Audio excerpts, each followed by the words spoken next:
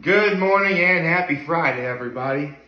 So, the last 24 hours have been awesome and totally metal. We'll get to that in a second, though. First of all, my low, my high, my act of kindness. Well, the air quality is back to being bad now. That's low because I believe as the movie South Park, Bigger, Longer, and Uncut once so eloquently said, "Blame Canada, blame Canada. They're not even a real country anyway." Okay. Oh, I probably just made a lot of gay people hate me. I'm sorry. Hey, what? South Park established it, and all I do is just quickly sing, enough of a song that I wouldn't get, flagged for copyright. That's all I did. But my highs yesterday and my acts of kindness. My act of kindness was, I helped my mom watch my nephews for a little while. It was fun. So obviously my highs, I got to see my nephews. But also, yesterday, I don't know, it was like a hot day yesterday. There was a lot I had to do. Seriously, I struggled to find the time to watch yesterday's episode of Hot Ones. But I did, which I'm going to be talking about momentarily. And it was awesome, by the way. But, I don't know, I was just feeling like a watermelon salad from Honor Roll. I got myself a watermelon feta salad from Honor Roll. It was awesome. And later for dinner, I got myself some wings from the Elbow Room. Elbow Room wings. It's so good. Okay. Now, speaking of wings, we have to talk about Hot Ones because, first of all, to the good folks over at First We Feast, Hot Ones, congratulations on your 300th episode. Very nice. Men at work, golf clap. So, thank you for 300 episodes of Hot Ones. Here's to another 300 more. That's incredible. It was a great episode. Really a great episode. And, okay, maybe John Mulaney technically cheated because maybe the fact that he used to be a drug addict had something to do with it. But he killed these wings. He barely flinched. He barely flinched at any of them. Seriously. I would not be surprised if John Mulaney winds up going down as one of the truly great Hot Ones guests that, were not fazed by anything. Like him, Jenna Ortega, David Blaine, Guy Fieri. They could feel the heat, but they barely flinched. It was unbelievable. And I learned so much. Let's see what, I have my notes right here. Actually, you know what?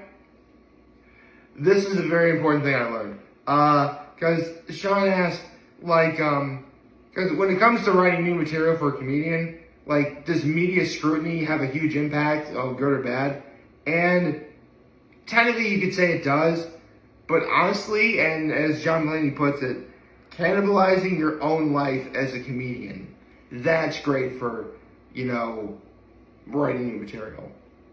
Basically, in a way, you gotta laugh at your problems. Everybody else does. He talked about how he loved watching Johnny Carson, who, even many years after his passing, he's still the greatest, late night talk show host of all time. I mean, to be honest, I never saw Johnny Carson. Because as anyone will tell you from my generation, he was on too late. I think his show was on 11:30 at night. Far too late for any kids to be watching. Even if it was during the summer. Performing at Wicker Park when he was 18 and how he was disappointed that, he wasn't much better than he thought he should have been. Well, because he seemed like so many comedians at that time, and he's like, I want to do that. I want to be as famous as they are. And you know, you're young, you're stupid. You don't know that these things take time, you know? It's a lesson that we all have to learn. He also talked about how back when he worked at SNL and Josh Brolin was about to like host the show, like, yeah, he did feel bad that Josh Brolin like turned down like some of his ideas for like a pitch, but it helped John Mulaney realize like, you know what? I learned from this. I learned something from that. You know, that's actually taking, I guess you could say it's taking criticism and, you know, helping forge a new sort of idea you have. That's really cool. He talked about how, you know, how interesting it'll be if the current writer's strike that's going on lasts all the way to like November, December, and how AI might possibly take over in terms of writing material for entertainment. Seriously, I know of the whole AI trend. I'm just saying this right now.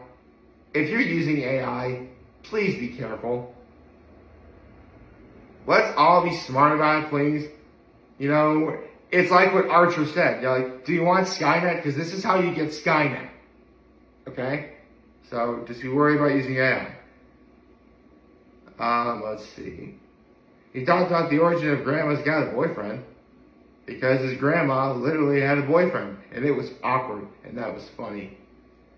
He talked about Best Week Ever, which is essentially like, you know, a training ground for, you know, SNL people and how he liked assignment writing. Basically what assignment writing is let's say you're writing a joke for someone on SNL, for that someone to say. Like, actually, I have no idea who's currently on SNL right now. I'll go for an SNL one, like Bobby Moynihan. Like, let's say you have a joke that you think Bobby Moynihan should say. You write down that joke, and you assign like, hey, listen, I think you should probably, you know, say this. And it works. And, okay. Now we get to the Bob, right?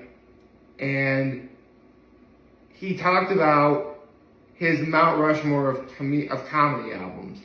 And remember, this is the Bomb. Now, yes, John Mulaney, of course, said that, you know, the Bomb tastes horrible. You know, obviously, you know, it tastes like metallic, doesn't taste very good. But he didn't even flinch. John Mulaney didn't flinch anywhere in this. Like, if there were signs of a struggle, he did a great job of hiding it. Although I will admit, I did find it funny because for those of you who don't know, John Mulaney actually used to have a real drug problem. And he's like, I've done enough damages to my synapses to know, like the wind got to here, like just to his nose. And he could sense something was wrong. That is crazy. But again, John Mulaney just took it like a champ. He didn't even, again, it was almost as if like he didn't even eat the bomb at all. That's how well he took all the spice from the wings. It was insane. They get to the watermelon ghost, or yeah, the ninth sauce or whatever that is, and I swear all they did was just talk about fish food. Like, they were saying that the ninth sauce tastes like fish food smells at the end. I don't know if that was intentional. If that was intentional or not, but what was intentional is the final question for the last stab, which, excuse me.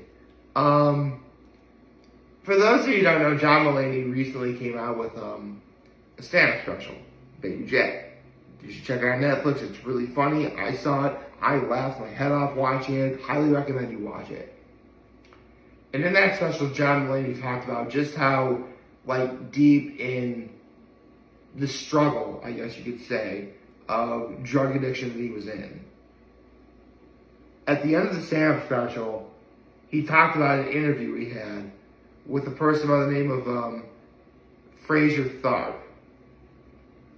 And this is a while before he got clean, where he talked about just how crazy and scatterbrained, like, John Mulaney's interview was at that time. And John Mulaney thought it was funny. And basically the final question was, at what point were you going to have that interview be your closer? Because if you ever watch stand-up comedy, you gotta have a closer. Honestly, full disclosure, I don't actually perform stand-up myself, but I do sort of come up with material that I never really write down. Personally, I'm working on a good closer right now, and the closer is like the last joke, the joke that probably they're going to remember you by, if at all. Like, this should be like how you end a special. And that interview, and how that interview went, is how John Mulaney wanted to end Baby J. And it was May of 2021 when he decided, you know what, okay, this is going to be my closer. And he really got some input from Chris Rock. Speaking of Chris Rock, I mentioned when he was on The Bomb, he talked about his Mount Rushmore of comedy albums. Chris Rock's Bring the Pain is on it, along with Strategic Grill Location by Mitch Hedberg, Dave Attell's Skanks for the Memories, and he didn't really pin down what specific album from Eddie Izzard, so pretty much anything by Eddie Izzard, I guess. So there you go. That's awesome.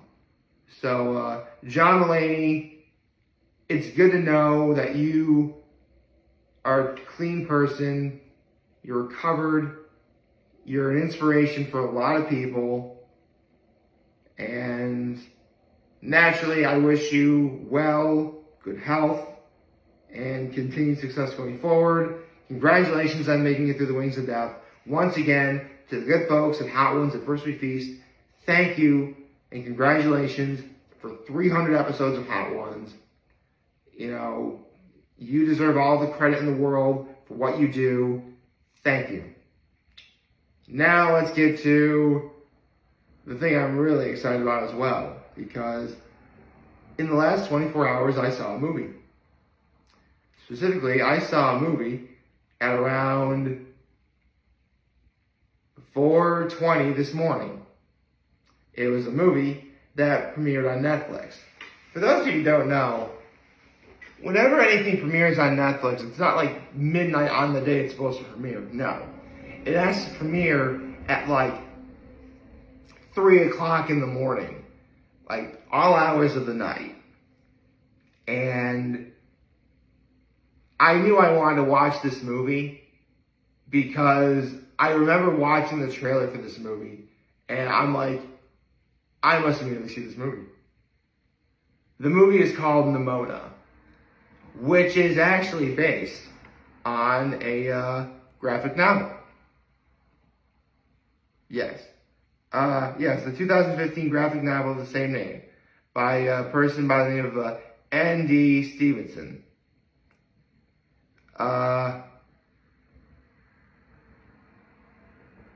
Right.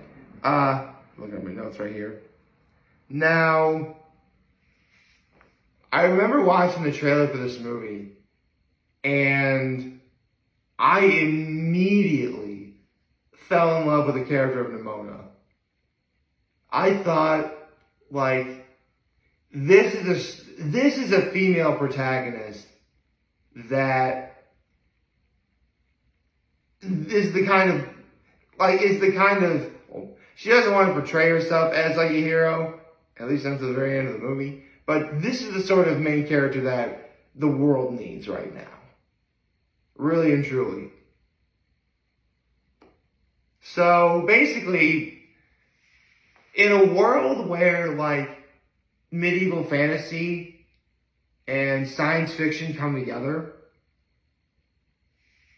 1,000 years before the main storyline, there was this monster that was attacking a village, and this woman named Glorith, yes, her name was Glorith, stood up to the monster and like, I cast you back to the shadows from which you came. And fearing that the monster would attack again, you know, they decided to form like an order of knights that lasted throughout all the generations. Now, you need to be of a direct bloodline to become a knight. However, there's our main character, Balthazar Blackheart, played by Riz Ahmed, who is a commoner. And the queen actually gives him a chance, and you know, he actually works hard and becomes, and is about to become a knight, but just as he was about to be knighted, like, the queen gives him back his sword, but like, the back of his sword, like the hilt, like becomes like a laser, shoots the queen and kills her. Needless to say, Balthazar was clearly framed. So he, along with Nimona, a shapeshifter, who insists on being Balthazar's sidekick, you know, I have to clear his name.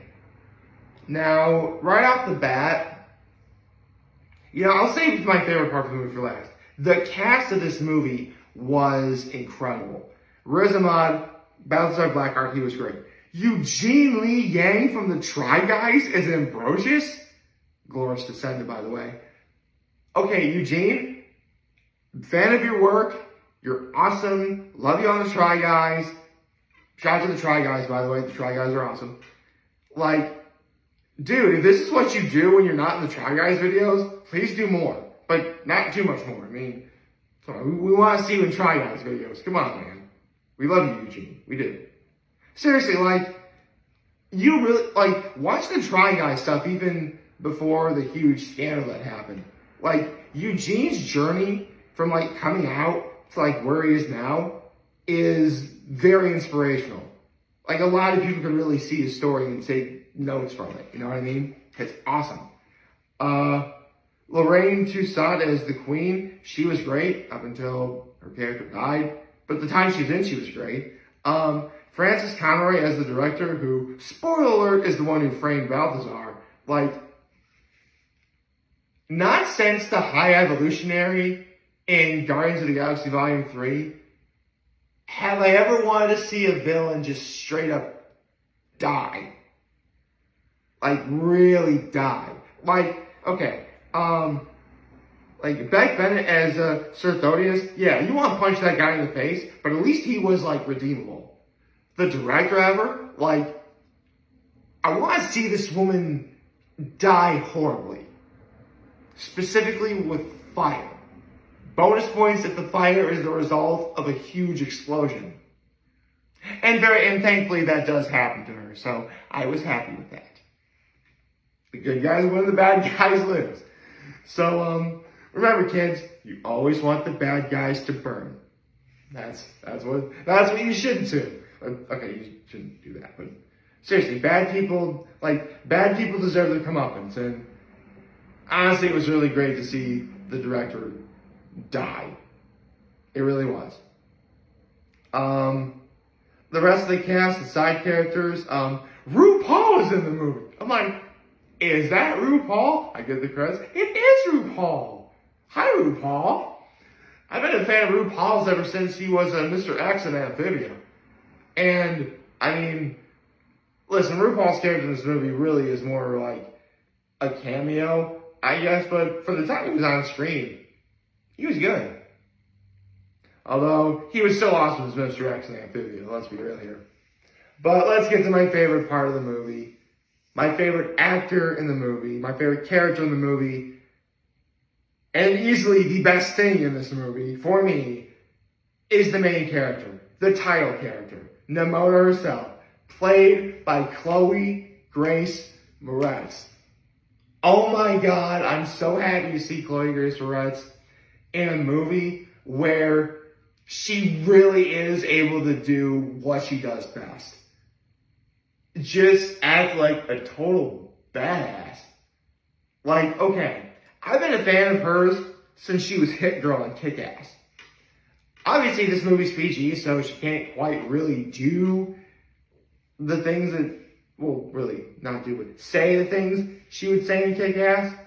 But it really is as if, like, the director, Chloë Grace Moretz, fantastic actress in her own, fantastic actress in her own right.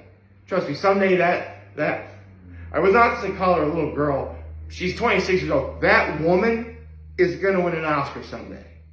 I know she is. Don't know how she's gonna do it, but she's gonna do it. It's gonna be awesome, and I'll be like, I call her. And like Chloë Grace Moretz someday is gonna win an Oscar.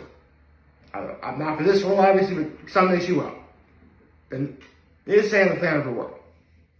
Not that kind of fan, but, you know, a fanboy, you know what I mean? My point is, it's great to see, like, it really is as if, like, the people behind the movie walked up to Chloë Grace Moretz. Chloë Grace Moretz obviously read the script, wanted to be a part of this, and the directors were all like, listen, what you did in Kick-Ass, do that. Just make it PG. She nailed it. Oh my God, it was amazing seeing Chloë Grace Moretz in a movie like this. Man, I wish she did more. I mean, I know we're never going to get a Kick-Ass 3, but I really would like to see something like, for now, I'll have to say this. This is as close to Kick-Ass 3 I think we're going to get in terms of a performance by Chloë Grace Moretz. I really think so. And if that is listen, the MCU really has been reignited thanks to Guardians of the Galaxy Volume 3 for a lot of people. We're going to be seeing Chloë Grace Moretz in the comic book movie again. I don't know if it'll be as hardcore as Kick-Ass was. Although speaking of Kick-Ass, Aaron Taylor Johnson, who was,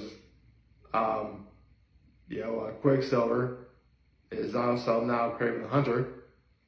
That's cool in the MCU. We're going to be seeing Chloë Grace Moretz again. And I, for one, can't wait until we do. Huh. I actually was just thinking, did they already cast the next Fantastic Four? I know Adam Driver is slated to be Mr. Fantastic. Maybe Chloë Grace Moretz could be the Invisible Woman. Maybe.